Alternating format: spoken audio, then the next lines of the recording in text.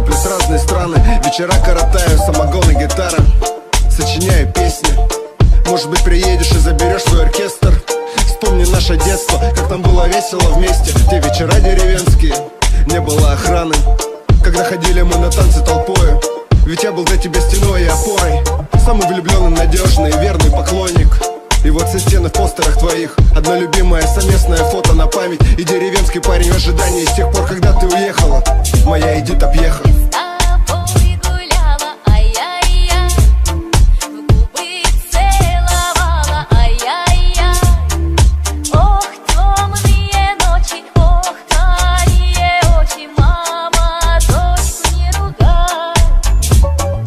Нет, прости, мне ни к чему такие милости. Ты лучше с тем замутишь, что верить в глупости. Все было круто, даже идеально в сущности. Но ты бухаешь как верблюд, плюс к тому же куришь. Парадокс так парадокс, чем скромнее женщина и чем красивее, то там хоть припаркуйся на Лексусе, хоть лужники возводи. Господи, глупости, ну согласитесь, бывало. И даже с многими чудное мгновение. Ты была великолепна, но я возьму себя в жены сироту из деревни. Ведь ты не то что коня, понос не остановишь, кота не завести, тем более ребенка. Я помню, кто-то возникал, мол, как же так-то?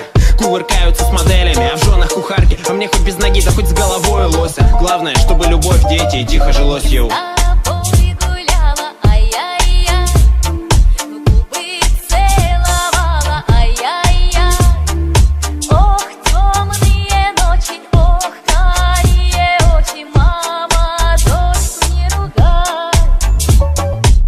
Каблучки длиннее, глазки тупее. Подружкам привет из жаркого Диснея. Дорогой парфюм, тонкие сигареты, брать что есть, вот ее кредо.